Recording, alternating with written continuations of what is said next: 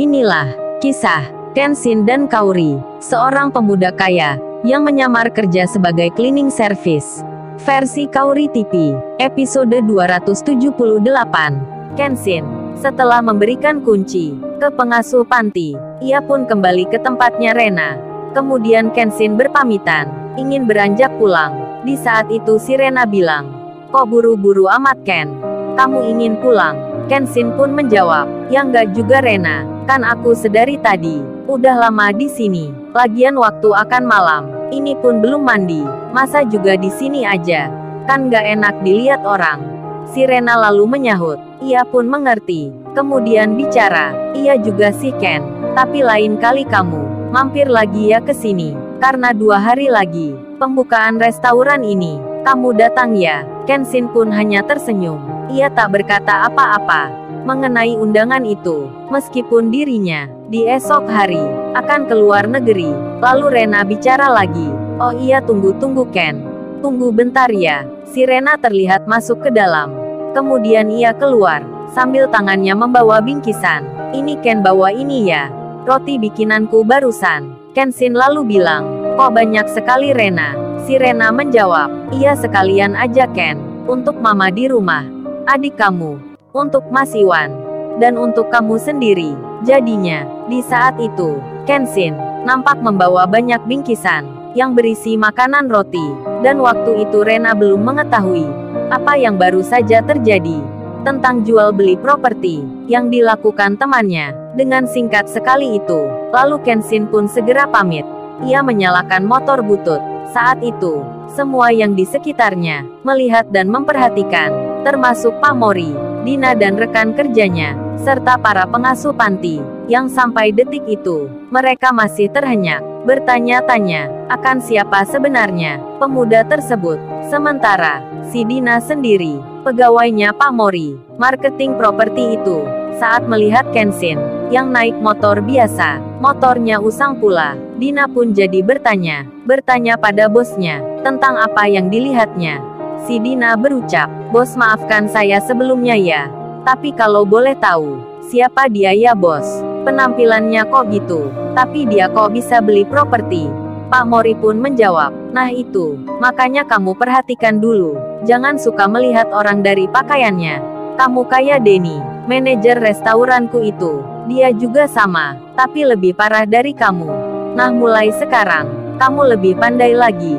Jangan nonton berita artis yang suka pamerin harta. Ya ini hasil contohnya kamu ini, yang terkena pengaruhnya, ngeliat orang dari penampilan. Oh ya kamu tahu pemuda itu siapa?" Dina dan rekan kerjanya menganggukkan kepala, pertanda ingin mengetahui. Pak Mori pun menjawab, "Dia itu nanti, dan bahkan kini, akan menjadi pemimpin puluhan perusahaan besar yang ada di sini, bahkan di luar negeri. Jadi kalian harus belajar, meskipun dia sekaya itu, tak menunjukkan hartanya, malah membantu orang di sekitarnya. Contohnya yang baru ini." Dina pun terkejut, begitu pula temannya. Lalu Pak Mori berkata, "Udah daripada kalian berdiri di sini, cepat hampiri anak yatim itu. Beritahukan kabar gembira ini, tapi jangan bilang dulu nama yang memberi." Dina bertanya pada Pak Mori, "Emangnya kenapa ya bos? Kan ini suatu hal yang baik."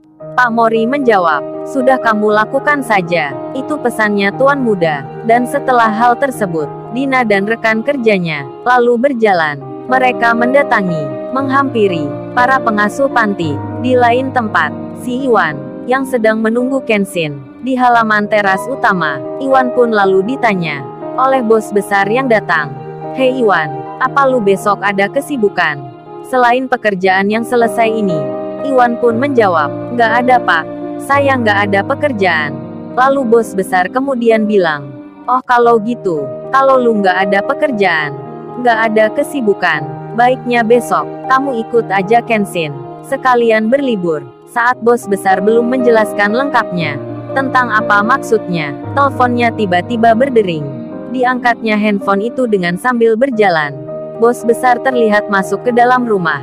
Iwan yang melihatnya, ia jadi bertanya, "Kemana emangnya?" Di hari esok itu, lalu di tempat sebelumnya, Pak Mori yang masih berdiri, terlihat Pak Mori itu nampak memfoto properti yang baru saja dibeli.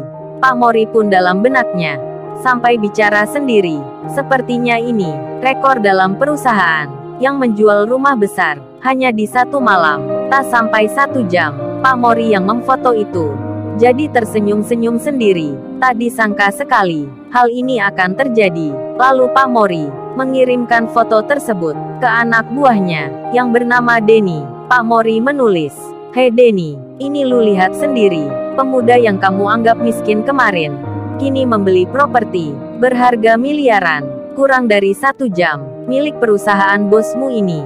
Si Denny yang ada di mobilnya ketika membaca itu, dirinya jadi terkejut sekali. Denny pun khawatir kalau bosnya akan mengetahui hal yang sebenarnya. Ia yang belum bertemu Kenshin, belum meminta maaf pula. Denny pun jadi bingung.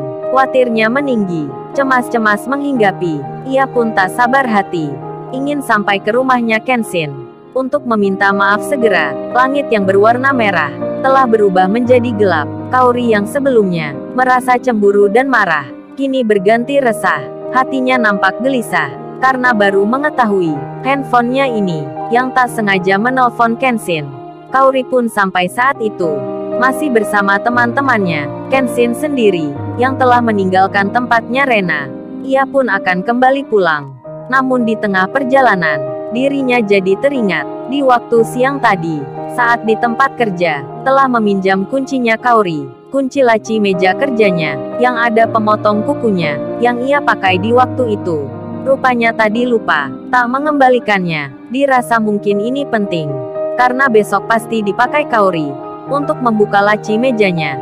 Ia pun memutuskan akan mampir saja ke rumahnya Kaori mengembalikan itu. Kaori sendiri saat itu ditanya temannya, Kaori, mending kita ke rumah kamu aja deh. Kan enak bisa sampai malam. Halamannya juga luas, bisa nikmati udara segar." Semua temannya pun menyahut, kemudian berkata, "Setuju itu setuju. Ke rumah kamu aja Kaori."